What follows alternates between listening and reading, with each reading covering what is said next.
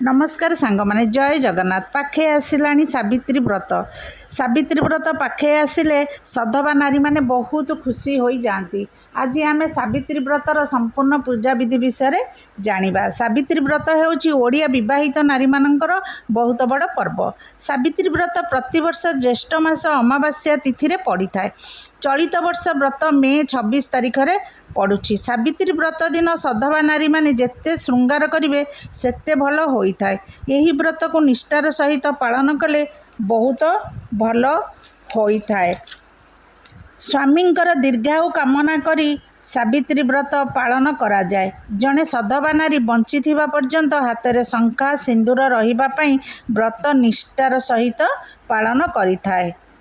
सावित्री व्रत पई आवश्यक उपकरण कहा घर सावित्री व्रत रे बाप घर भार आसी थाए। जो माने तो नुआ विवाहित से घर प्रथम भार समस्त जिनिस आसी थाए। किंतु जो माने पुराणा हेलेनी से माने किए टंका दे दउचनी, किए साड़ी साया ब्लाउज, किए फल पई पैसा एमती दे दउचनी। नहले स्वामी पई व्रत करूचे, स्वामी किणिकिरी देले व्रत बहुत भल होइथाए। व्रत करिया पई आवश्यक उपकरण गुआ, व्रत सिंदूर, चूड़ी, कर्पूर, फल, साड़ी, व्रत अरुआ चाउल, दीप, आंबडाल, फूल, हलदी, कौड़ी, बरकोली पत्र, दुब, सावित्री व्रत बही, माटी कलश नहले पितल कलश हेले चलिब। कलश उपरे बसैया पई पैड, ता तले दबा कलश तले दबा पई चाउल नहले धान, मुग, सागु, गुड़। विवाहर प्रथम वर्ष ही सावित्री व्रत करा जाई थाए। जदि प्रथम वर्ष किसी असुविधा है, छूतक मृतक किछि हैला ताहेले ता पर वर्ष करिवे, कारण बिना संकल्प रे पूजा हुए नाही। तेणु ता पर वर्ष सेमाने संकल्प करी नुआ करी व्रत आरंभ करिवे। गर्भवती महिला माने व्रत करिवे, कारण सेमाने उपवास न रही पूजा परे सागु फल पराठा खाई पूजा करि पारिबे।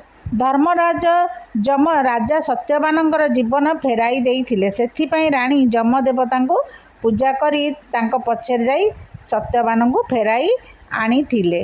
सावित्री व्रत दिन किछि भी बदलै नुआ पिंधिबे नाही। ता पूर्व दिनरू चूड़ी गहना बदलै नुआ पिंधिबे। व्रत दिन सकाळ उठी नित्यकर्म सारिबे। घरर द्वार सबु सफा सुतरा करिबे। घरर ठाकुर तुलसी चौरा मूले पूजा करिबे। गोड़े अलता पिंधिबे, नाली रंगर साड़ी पिंधिबे, गहना सिंदूर पिंधि सजेई हेबे। तापरे गछ मूले नहले मंदिर लक्ष्मी नारायण मंदिर जाई पूजा करि परिबे। तुलसी चौरा मूले मध्य पूजा करि परिबे। आम ओडिशा राज्य को छाड़ी अन्य राज्य मानकरे बट सावित्री पूजा बरगछ मूले करती। समस्त स्त्री लोक माने मिसिकिरी गछ मूले पूजा करि पारिबे। जदि केही बाहर पूजा न करि पारिबे, घर ठाकुरंक पाखरे मध्य पूजा करि पारिबे। घरर तुलसी चौरा मूले मध्य पूजा करि पारिबे। गोटिए खटुली रखिबे, सेथिरे हलदिया नहले नाली रंगर कपड़ाटे पकेइबे। प्रथमे हलदी रे लक्ष्मी नारायणंकर प्रतिमूर्ति तैयारी करिबे। कौड़ी रे आखि करिबे, नाक मुह करी प्रतिमूर्ति स्थापना करी पूजा करिबे। नहले कलश उपरे नड़िया रखी सेथिरे हलदी इरे देवींकर प्रतिमूर्ति स्थापना करी पूजा करि पारिबे। मां को वस्त्र पिंधाइबे, गहना रे सजाई देबे, फूलमाଳ देबे, फूल रे पूरा खटुली सजाई देबे। बरडाल आनी खटुली पाखरे रखिबे। मां को पाखरे सिंदूर देबे। मां को पाखरे चूड़ी, नुआ सिंदूर, नुआ साड़ी, व्रत को हलदिया पानी रे बुड़ाई 7टी गंठी पकाइबे। ओम लक्ष्मी नारायण कही गंठी पकाइबे। खटुली पाखरे व्रत को रखिदेबे।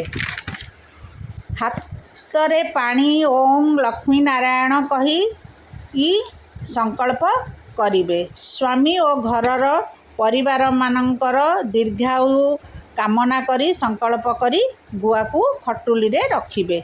मां को दुब बरकोली पत्र चढ़ाइबे। अलता रखती नहीं, कारण अलता पूजा हैला परे पादरे पिंधा जाए नहीं। जेउ अलता मां को पाखे चढ़ाइबे ताको पानी रे विसर्जन करिदेबे। तापरे कलश बसाइबे। कलश उपरे आंब डाल देबे, पैड रखिबे, वस्त्र देबे, दुब बरकोली पत्र देबे, फूल देबे, चंदन सिंदूर लगाइबे। लक्ष्मी नारायण को मध्य चंदन सिंदूर ଲଗାଇବେ। ଦୀପ ଧୂପରେ ଆଳତି କରିବେ। କର୍ପୂରରେ ମଧ୍ୟ ଆଳତି କରିବେ। ମାଙ୍କ ପାଖରେ ପଣସ, ସପୁରୀ, ତରଭୁଜ, ଆମ୍ବ, ନଡ଼ିଆ, କଦଳୀ ସବୁ ପ୍ରକାରର ଫଳ, ମୁଗ, ଶାଗୁ, ଗୁଡ଼ ପୂଜା କରିବେ। କର୍ପୂର ଆଳତି କରିଲା ପରେ ପୁଷ୍ପାଞ୍ଜଳି ଦେବେ। ପୂଜା ସରିବା ପରେ ବ୍ରତକୁ ଡାହାଣ ହାତରେ ବାନ୍ଧିବେ। ତା ପରଦିନ ସକାଳୁ ଠାକୁର ପୂଜା କରିସାରିଲା ପରେ ବ୍ରତକୁ ହାତରୁ ଓହ୍ଲାଇ ପାଣିରେ ବିସର୍ଜନ କରିବେ। ପୂଜା ହୋଇଥିବା ସମସ୍ତ ଚୁଡ଼ି, ସିନ୍ଦୁର, ଶାଢ଼ୀ ପିନ୍ଧିବେ। ସ୍ୱାମୀଙ୍କୁ ପ୍ରଣାମ କରି ତାଙ୍କର ଆଶୀର୍ବାଦ ନେବେ। ଆଉ ଘରର ସମସ୍ତ ଗୁରୁଜନମାନଙ୍କୁ ପ୍ରଣାମ କରି ଆଶୀର୍ବାଦ ନେବେ। ସ୍ୱାମୀଙ୍କଠାରୁ ପ୍ରସାଦ ଖାଇ ବ୍ରତ ଭାଙ୍ଗିଲେ ବହୁତ ଶୁଭ ହୋଇଥାଏ। ସାବିତ୍ରୀ ବ୍ରତ ଦିନ ଯଦି ସ୍ୱାମୀ ଶଙ୍ଖା ସିନ୍ଦୁର ପିନ୍ଧାଇ ଦିଅନ୍ତି ତାହେଲେ ବହୁତ ଶୁଭ ହୋଇଥାଏ। ସମସ୍ତଙ୍କୁ ପୂଜା କରିଥିବା ଫଳ ପ୍ରସାଦ ଦେବେ, ନିଜେ ଖାଇବେ। ଏହିପରି ସାବିତ୍ରୀ ପୂଜା କରିପାରିବେ। ଜୟ ଜଗନ୍ନାଥ। ନମସ୍କାର।